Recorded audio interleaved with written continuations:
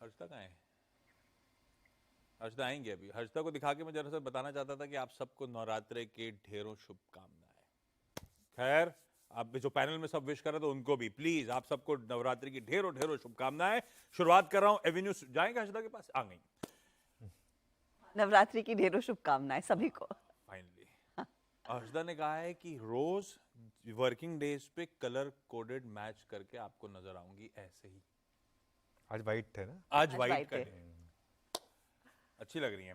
अच्छा, शुक्रिया आशीष। Avenue supermart, पहले तो सैटरडे को नंबर्स कैसे रहे? नंबर क्वार्टरली अपडेट आया था, क्वार्टरली अपडेट अच्छा लग रहा था, लेकिन उसके नीचे की कहानी। एक्चुअली आशीष, इस बारी ये हुआ है कि मार्जिन्स पर दबाव देखने को मिल रहा है और वहीं पर गाड़ी बार बार रुक रही है। अगर आप देखेंगे कि कंपनी की प्रॉफिटेबिलिटी में करीब 9% तक की गिरावट देखने को मिली है, रेवेन्यू बढ़ा है, करीब 19% तक का इजाफा देखने को मिला है। EBITDA भी अगर आप गौर करें तो वहां पर भी ग्रोथ देखने को मिल रही है, लेकिन मार्जिन्स थोड़े से अटकते हुए दिखाई दे रहे हैं। मार्जिन्स जस्ट के तस से ज्यादा कुछ बदलाव नहीं। EBITDA में भी करीब 13% तक का इजाफा। अब कंपनी ने कुछ डेटा जो शेयर किया है उसमें साफ उन्होंने कहा है कि जनरल मर्चेंडाइज और अपैरल बिजनेस में उतनी ग्रोथ नहीं देखने को मिल रही है जितनी शायद होनी चाहिए, और ओवरऑल ग्रॉस मार्जिन दरअसल प्रेशर में आते हुए दिखाई दे रहे हैं। हालांकि इनका डीमार्ट रेडी थोड़ा बहुत बेहतर प्रदर्शन दिखाने में कामयाब रहा है, लेकिन दिक्कत वही है, घूम फिर कर मार्जिन में कोई इंप्रूवमेंट नहीं, वो 8% के आसपास ही अटके हुए हैं।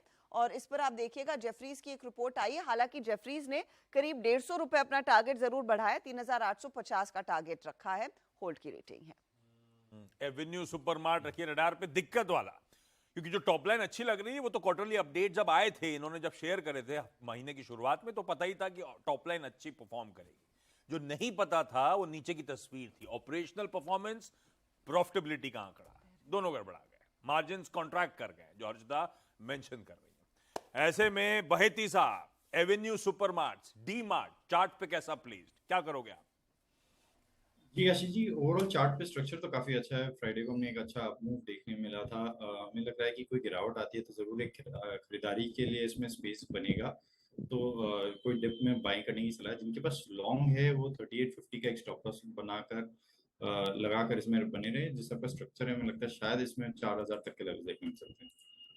4000 तक के लेवल्स। भाई साहब, कोई गिरावट आ रही है इन नतीजों के चलते, तो बहेती साहब दरअसल कह रहे हैं उस गिरावट में खरीदारी करने के आप मौके ढूंढिए। तो बाय ऑन डिप्स है दरअसल एवेन्यू सुपरमार्ट, कमजोर नंबर्स के बावजूद इवेंचुअली शायद ये ऊपर नॉर्थवर्ड जर्नी अपनी रिज्यूम करेगा। फ्राइडे का हीरो जो था, निफ्टी का टॉप गेनर, टाटा मोटर्स को प्लीज स्क्रीन पे रखिएगा। और मैं कमाई का अड्डा कर रहा था तो टाटा मोटर्स पे बहुत बार हमने चर्चा करी थी, क्योंकि सेकंड हाफ में टाटा मोटर्स गजब करा हुआ था। तब मुझे पता नहीं था, क्योंकि मैं 10 के दमदार ट्रेड्स का हिस्सा नहीं था, तो मैंने ध्यान नहीं दिया था, देखा नहीं था उस टाइम पे। सतपुते साहब ने शायद 10 बजे अपना प्रेफर्ड पिक टाटा मोटर्स दिया था। मुझे ट्विटर पे लोगों ने बताया कि आपने सतपुते का नाम नहीं लिया। भाई सतपुते साहब सॉरी, वो बढ़िया रहा आपका पिक, सुबह 10 बजे वाला गजब कमा के देके गए हम सबको, थैंक यू सो मच उसके लिए। मैं रिविजिट करने के लिए आपके पास वापस आऊंगा। टाटा मोटर्स या टाटा मोटर्स का डीवीआर, दोनों में जहां कहीं ट्रेड दिख रहा हो आप टटोल के बैठो। हर्षदा जी, खबर क्या है? डेवलपमेंट यह है आशीष कि टाटा टेक्नोलॉजीज, जो टाटा मोटर्स की सब्सिडरी है, जो आईपीओ की तरफ बढ़ चुकी है, वहां पर 9.9% हिस्सेदारी दरअसल टाटा मोटर्स बेचती हुई दिखाई देगी। अब इस 9.9% में जो 9% हिस्सा है वो टीपीजी, जो पहले ही टाटा मोटर्स के साथ पार्टनर रहे हैं और बड़े पैमाने पर इनके इलेक्ट्रिक मोबिलिटी प्लेटफॉर्म में इन्होंने इन्वेस्ट किया है, वो हिस्सा डालेंगे। कुल मिलाकर ये सौदा 1614 करोड़ में आता हुआ दिखाई देगा, जहां पर 9% टीपीजी ले रहा है और बाकी 0.9% रतन टाटा एंडाउमेंट फंड खरीद रहा है। अब ध्यान देने वाली बात यह है कि टाटा मोटर्स की जो ओवरऑल रेवेन्यू है उसमें से टाटा टेक्नोलॉजीज लगभग 1.3-1.8% कंट्रीब्यूट करती है। तो आगे चलकर क्या कुछ और स्टेक बेचता हुआ कंपनी दिखाई देगी या नहीं, वो इंपॉर्टेंट है। लेकिन साथ ही साथ ध्यान दीजिए कि किस वैल्यूएशन पर यह सौदा हो रहा है। नियरली 10% हिस्से के लिए 1600 करोड़ का ये सौदा हुआ है, यानी कि 16,300 करोड़ पर दरअसल टाटा टेक्नोलॉजीज को आका गया है। ये इसकी दरअसल एंटरप्राइज वैल्यू है। ओके, टाटा मोटर्स, ये है खबर। दिन के दौरान सब कंसोलिडेशन से लग रहा था ब्रेकआउट हो रहा है, लेकिन असल खबर बाजार बंद होने के बाद जस्ट आई, तो पता इससे पहले स्टॉक सेकंड हाफ में इस तरह से मूव कर गया। तो सतपुते साहब शायद कुछ हद तक ये न्यूज भाव में ऑलरेडी डाइजेस्टेड होगी, आई एम अज्यूमिंग। हमें तो बाद में पता चला, लेकिन लग रहा है स्क्रीन को देख के कि पता होगा लोगों को। अब वो ट्रेड बढ़िया प्ले आउट हुआ फ्राइडे का, अब फ्रेश रीलुक क्या कहता है टाटा मोटर्स या इसके डीवीआर पे?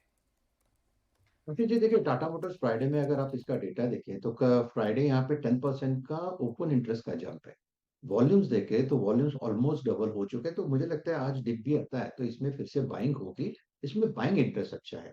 रही बात लेवल्स की, तो देखिए levels as per as the spot is concern, इसका मेन रेजिस्टेंस था 665 का, और जो क्लोज हुआ वो 667 का है।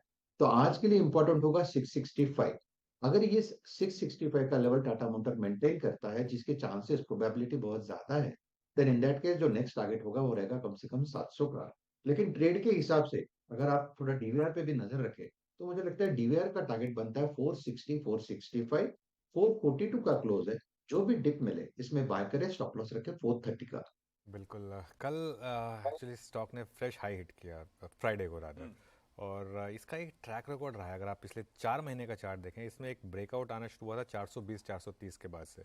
उसके बाद से आशीष इसने हर महीने एक न्यू हाई बनाया, मई, जून, जुलाई, अगस्त, सितंबर, और अब अक्टूबर में भी न्यू हाई बना दिया। नॉर्मली ऐसे स्टॉक्स जो है ना वो अगले 2 महीने में भी आपको ऑल टाइम हाई मतलब बनाते हुए दिखाई देंगे। इस तरीके का एक्सपेंशन यहाँ पर चल रहा है ये, और वीकनेस बिल्कुल भी नहीं है टाटा मोटर्स में। और ये मेरी स्पॉटलाइट में भी है वैसे, हिंट दे रहा हूँ। हाँ, तो और डिटेल में समझ लेंगे चार्ट्स पे कैसा बैठा हुआ है। स्पॉटलाइट का हिंट आ गया एक, तो टाटा मोटर्स रखिए रडार पे। खैर बढ़िया रहा वो ट्रेड फ्राइडे का, बढ़िया तेजी सीएनबीसी आवाज से सभी दर्शकों ने बुनाई थी, और आज ये बढ़िया खबर का तड़का ऐड होता हुआ इस स्टॉक पे और इसके डीवीआर पे। एक स्टॉक जो अपफ्रंट चर्चा में आ भी गया था, इवन हेडलाइन तक में मेंशन्ड है, फिर से हेडलाइन ग्रैब कर रहा है, डेल्टा कॉर्प। अब क्या हो गया? ऐसे लग रहा है इनकी 7.5 ही चल रही है आशीष, एक के बाद एक बड़ी नेगेटिव डेवलपमेंट्स। पहले वो 16,000 करोड़ का जो टैक्स नोटिस आया था, एक और नोटिस आ गया है 6,384 करोड़ के आसपास का। दरअसल ये जो है डेल्टा टेक गेमिंग, इनकी एक इकाई के हाथ लगता हुआ दिखाई दिया है। डीजीजीएसटी डेल्टा कॉर्प की तरफ ये दरअसल फिर से निशाना साधता हुआ, और डीजीजीएसटी कोलकाता से दरअसल ये नोटिस मिलता हुआ दिखाई दिया है। तो एक बड़ा सेटबैक होगा। अब देखना यही है कि कंपनी दरअसल अपील तो डेफिनेटली करेगी, लेकिन क्या इनके फेवर में कुछ मामला जाता है या नहीं, क्योंकि पहले 16,822 करोड़ का वैसे भी नोटिस है, और ये अतिरिक्त लगभग 6,400 करोड़ का नोटिस इन पर दागा गया है। सचिन ने बहुत बोल्ड कॉल लिया था डेल्टा कॉर्प पे कि इसके तो वाट लगने वाले हैं। तब वो जिस दिन खबर आई थी पहले वाली 16,000 करोड़ रुपए की जीएसटी वाली, तो बहुत एग्रेसिव नीचे के टारगेट्स मेंशन करे थे। खैर ये स्टॉक कभी रिकवर करा नहीं, दिक्कतें बहुत प्रोफाउंड बढ़ती चली गई। अब 16,000 के ऊपर 6,000 करोड़ रुपए प्लस और जोड़ दीजिए, जो और फ्रेश डिमांड आती हुई इस कंपनी के ऊपर। सचिन, रिविजिट करा जाए delta Corp. Ashish ji, clearly काफी वीकर ट्रेंड है, एंड जिस तरीके से ब्रेकडाउन हुए हैं वॉल्यूम्स के साथ, एंड अभी भी जगह नजर आ रही है 115 के स्विंग के। मुझे लग रहा है इसी पर्टिकुलर सीरीज में ये स्विंग बन जाना चाहिए, एंड वहां पर भी मुझे लग रहा है कोई ऐसे कॉन्फिडेंट लेवल नहीं है जहां पर जाके एक कॉन्ट्रा पोजिशनिंग करने की सलाह दूंगा मैं। मुझे लग रहा है ये जो वीकनेस है वो काफी समय तक यहाँ पर नजर आनी चाहिए, एंड जिस तरीके से ये लो टॉप लो बॉटम सीक्वेंस अभी बन रही है, आई थिंक 165 के ऊपर जब तक एक कॉन्फिडेंट क्लोजिंग आता नहीं है, आई थिंक तब तक यहाँ पर ट्रेंड काफी वीक होगी। पहला टारगेट तो वही 115 के आसपास का वेल पोजिशनड है, बट अगर उसके नीचे स्लिपेजेस आते हैं तो I think next major support लगभग अराउंड 60 लेवल्स के आसपास है। डेल्टा कॉर्प रखेंगे रडार पे भाई, देखते हैं किस तरह का खामियाजा आज ये स्टॉक इन फ्रेश डेवलपमेंट से भुगतता है। उसके बाद रिकैप रिविजिट कर लेंगे कंटिन्यूस सेशन में पैनल के साथ। चलिए अगला स्टॉक, आज Tata consultancy services related updates भी आ रहे हैं। टीसीएस दिग्गज कंपनी, अब रिजल्ट्स ऑलरेडी आ चुके हैं, लेकिन ये फ्रेश अपडेट केस रिलेटेड है। क्या अपडेट है हर्षदा? आशीष, आपको याद होगा कि टीसीएस के केस में वो इनका एक मामला उभर कर आया था, जहां पर ब्राइब फॉर जॉब्स का मामला था, जो आरएमजी ग्रुप थी। बेसिकली वहां पर कंपनी ने अपनी इन्वेस्टिगेशन पूरी कर दी है। अब याद होगा आपको कि कंपनी की प्रेस कॉन्फ्रेंस में उसका उल्लेख थोड़ा बहुत किया गया था। कंपनी ने कहा है कि 9 कर्मचारी और 6 फर्म्स को दोषी पाया गया है, उनके खिलाफ दरअसल कंपनी ने एक्शन ले लिया है। 6 कर्मचारियों को कंपनी से बर्खास्त भी कर दिया गया है। ये कंपनी की तरफ से दरअसल स्टेटमेंट आया है कल शाम को। 3 कर्मचारियों को रिसोर्स मैनेजमेंट फंक्शन से भी हटाया गया है और क्लियरली कंपनी ने यह भी इंडिकेट किया था कि जिन कंपनियों के साथ मिलकर ये हेराफेरी की गई थी उनको भी दरअसल कंपनी ब्लैकलिस्ट कर रही है। तो ये कंपनी की तरफ से पहल आ चुकी है। कंपनी ने साफ कहा है कि इस पर्टिकुलर मामले का कि इनके बिजनेस पर कोई इंपैक्ट नहीं आएगा, ना कंपनी की फंक्शनिंग पर इंपैक्ट आएगा, ना कंपनी के फाइनेंशियल्स पर इंपैक्ट आएगा। लेकिन हाँ, बाजार ये सुनना चाहता था और बार बार एनालिस्ट पूछ रहे थे कि उस मामले में आपने एग्जैक्टली एक्शन क्या लिया है। तो सारे एक्शन पॉइंट्स अब आपके सामने आ चुके हैं। ठीक है, ये बस अपडेट आता हुआ, वो जो केस हमने पहले भी मेंशन करा था उसका फाइनल अपडेट ये टीसीएस की तरफ से आता हुआ। खैर, माना संभल रहा है ये stock recent number related weaknesses के बाद, या जो भी कह लें। कल फ्राइडे को जब इन्फी के बहुत खराब अपडेट्स पे हम रिएक्ट कर रहे थे, टीसीएस और एचसीएल टेक दोनों आउट परफॉर्म कर रहे थे। टीसीएस ऑलमोस्ट दिन के हाईस पे जाके बंद होता हुआ नजर आया है। क्या लग रहा है इसकी चार्ट्स को देखकर? एक्यूमुलेट करना चाहोगे आप? फ्रेश तेजी की तैयारी हो रही है क्या? क्योंकि रिजल्ट से पहले जब सब बोलते थे 38, 50, 4000 की तैयारी कर रहा है, इस तरह के टारगेट्स आ रहे थे सामने। चेस करूंगा इस तरह के टारगेट्स को?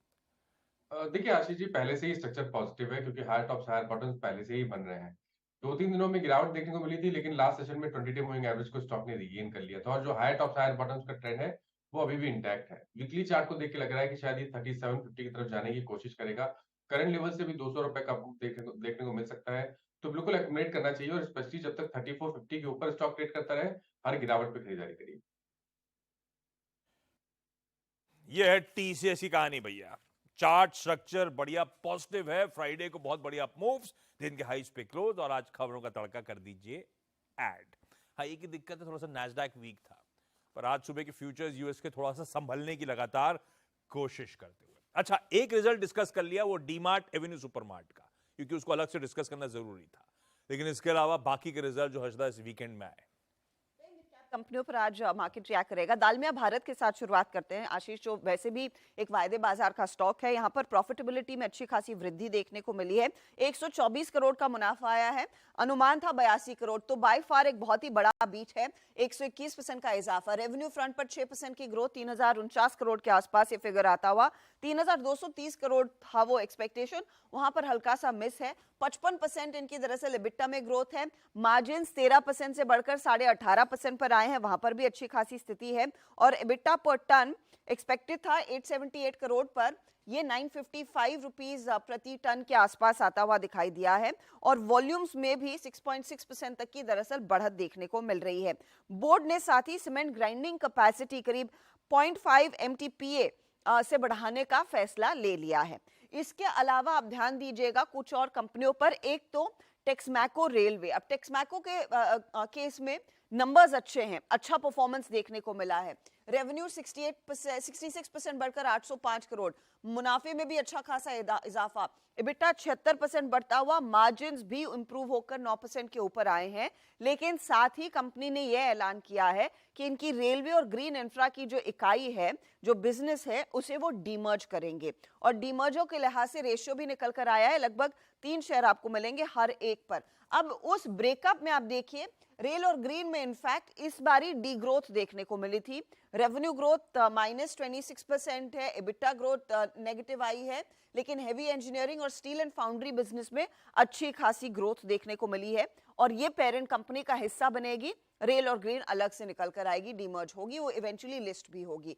साथ ही आप ध्यान दीजिएगा यहां पर सोम डिस्टिलरीज के कारोबार पर भी, क्योंकि सोम डिस्टिलरीज के केस में ये क्वार्टर दरअसल अच्छा साबित हुआ है। आपको याद होगा कंपनी वैसे भी फंड रेज करना चाहती थी, उस पर्टिकुलर खराब रिस्पांस के चलते वो ठंडे बस्ते में चला गया था। लेकिन सोम डिस्टिलरी के नंबर्स अब आपकी स्क्रीन पर आ जाएंगे, जहां पर मुनाफा 80% बढ़कर 15 करोड़ पर आया। रेवेन्यू में 17% तक की ग्रोथ देखने को मिली है। मार्जिन्स अगर आप देखें और EBITDA परफॉर्मेंस देखें तो वहां पर भी इंप्रूवमेंट ही दिखाई दे रही है। Margins in fact, I beg your pardon, flat है और EBITDA में आप देखेंगे करीब 58% तक का इजाफा बनता दिखाई दिया है। तो ये एक अच्छी तिमाही इनके लिए। ओके, ये सारे वो रिजल्ट्स जिन पे आज हम खुलते ही रिएक्ट करेंगे। कविता जी, दालमिया भारत की सीमेंट सतपुर साहब के रडार पे है। आप जरा दालमिया भारत की कविता जी चार्ट चेक करके देखो, नंबर्स अच्छे हैं, मेरे ख्याल से 17% मार्जिन एक्सपेक्टेशन के सामने 18+% के मार्जिन दालमिया, हाँ 18.7, 170 बेसिस पॉइंट्स एक्सपेक्टेशन से बेहतर मार्जिन। कविता जी, रिजल्ट्स के बाद चार्ट्स का बिल्डअप कैसा है? तेजी करने का मन बन रहा है एक्स ऑफ रिजल्ट्स अगर देखता तो? So Ashish ji, Dalmia Bharat on a weekly time frame अपने 10 वेमा से एक अच्छा मूव लिया है। पिछले 2 दिन से कंसोलिडेशन दिखाते हुए दिखा है। 2292 का क्लोजिंग है, मुझे लग रहा है 2335 एक इमीडिएट हर्डल है। अगर वो क्रॉस कर देता है तो chart setup is positive. Upside मुझे लगता है 2350 2360 तक के लेवल्स आते हुए दिख सकते हैं। सो काउंटर में 2275 के स्टॉप लॉस के साथ एक ट्रेड इनिशिएट किया जा सकता है। अच्छा, आज के सारे रिजल्ट जब डिस्कस हो रहे हैं तो आज जो आने वाले नंबर्स हैं उनका भी एक जिस्ट दे देता हूं। HDFC बैंक अपनी जगह, प्रेस कॉन्फ्रेंस 4:30 से 5:30 बजे, तो देखना होगा बाजार बंद होने के बाद आ रहे हैं या हो सकता है बाजार बंद होते तक होते नंबर्स आए, वो टाइमलाइन पता नहीं, लेकिन आज वो नंबर्स आने हैं सबसे इंपॉर्टेंट। इसके अलावा सीएट के नंबर्स, फेडरल बैंक के, ICICI सिक्योरिटीज के, बैंक ऑफ महाराष्ट्र के और जियो फाइनेंशियल सर्विसेज के। बड़ा इंटरेस्ट रहता है इस पर रिटेल का। मयूरेश, अभी नंबर्स में क्या आएगा जियो फाइनेंशियल्स के, या क्या सुनना चाहोगे आप लोग? किस तरह का जामा पहना रहे हैं धंधे को, वो सुनना चाहोगे या क्या? क्योंकि अभी तो फाइनेंशियल वगैरह किक इन होना शुरू ही नहीं होंगे मीनिंगफुली, कुछ भी नहीं हो रहा होगा। एब्सोल्युटली आशीष जी, तो हमें लगता है आई थिंक जो मैनेजमेंट की एक स्ट्रक्चरिंग है जियो फाइनेंशियल के लिए, I think that is very very impressive. Market यही देखना चाहता है with this structure game plan क्या है।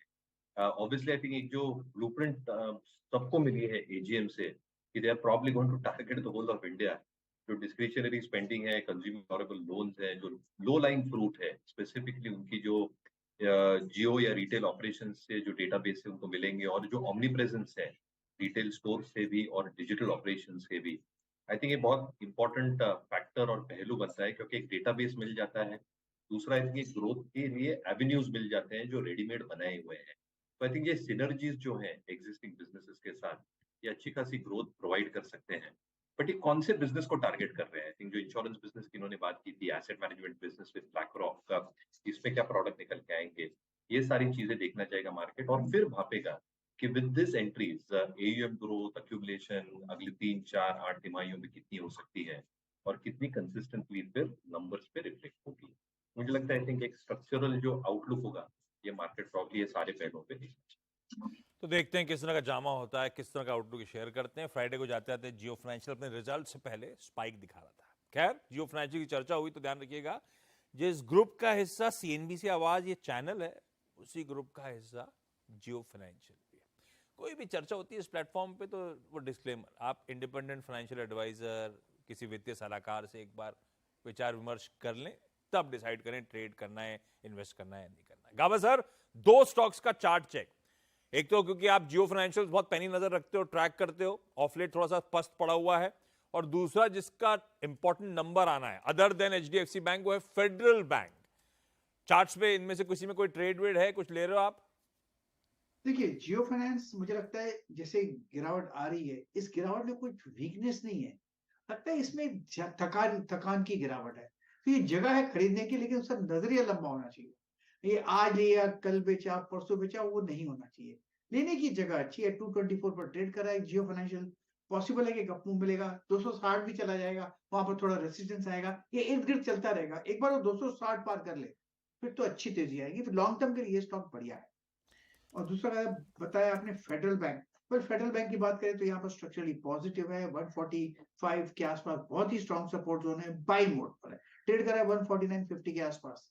ये मेरे ख्याल से अपमूव ऑन है, 160 भी आ सकता है, लेकिन उसे वक्त लगेगा। तो बाई मोड पर तो दोनों ही है, एक थोड़ा रखड़ के जाएगा जैसे जियो फाइनेंशियल, नीचे जाएगा, थोड़ा सेफ है और कुछ नहीं। तो ये दोनों ही अच्छे हैं। अच्छा, क्विकली आज के बचे हुए सारे important stocks in news, Harshada कौन कौन से? बजाज इलेक्ट्रिकल्स रेडार पर रखेंगे। 564 करोड़ का दरअसल इनके हाथ ऑर्डर लग रहा है, सर्विस ऑर्डर है, पावर ग्रिड की के लिए इनको काम करना है।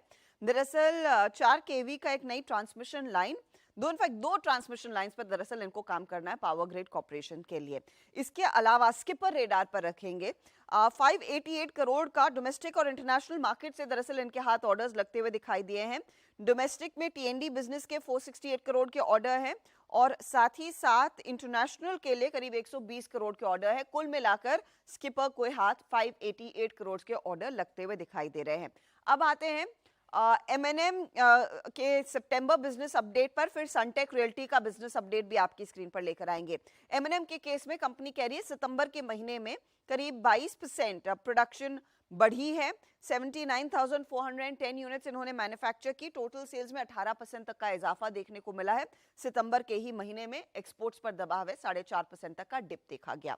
अब आते हैं सनटेक रियल्टी के लिए, और सनटेक रियल्टी के लिए कलेक्शंस में इजाफा देखने को मिला है, ओवरऑल बुकिंग्स में इजाफा देखने को मिला है, और साथ ही साथ इनके लिहाज से H1 भी काफी बेहतर माना गया है। तो प्री सेल्स में 17% की वृद्धि, और फर्स्ट हाफ में जो H1 है प्री सेल्स करीब 17.5% दरअसल बढ़ती हुई दिखाई दी है। कुल कलेक्शंस 331 करोड़ के आसपास रहे हैं, और ज्यादातर जो पिकअप है मुंबई मेट्रोपॉलिटन रीजन में ही दरअसल इनकी 7 बड़े प्रोजेक्ट्स अनाउंस किए गए थे, उससे पिकअप आता हुआ दिखाई दे रहा है। तो ये दो कंपनियों पर ध्यान दिया जाएगा। इसके अलावा आप पीवीआर को भी रेडार पर रखें। अब पीवीआर के लिए 2 डेवलपमेंट्स है। दरअसल पीवीआर अलग अलग शहरों में करीब 40 सिटीज में जो वर्ल्ड कप की मैचेस है वो लाइव दिखा रहा है। दूसरी तरफ कंपनी ने 699 रुपए में एक सब्सक्रिप्शन पैकेज लॉन्च किया है, एक मंथली पास, जहां पर एक हफ्ते में आप 10 मूवीज, एक महीने में 10 मूवीज देख सकते हैं। लेकिन ये सोमवार से गुरुवार लागू होगा, वीकेंड्स इसको इंक्लूड नहीं किया गया है। लेकिन एक इंटरेस्टिंग पहल दरअसल कंपनी की तरफ से आती हुई कि इन्होंने एक मंथली पास निकाला है। मंथली पास है भाई, इतने रुपए में ले लीजिए, 10 मूवीज देखने को मिलेगा आपको।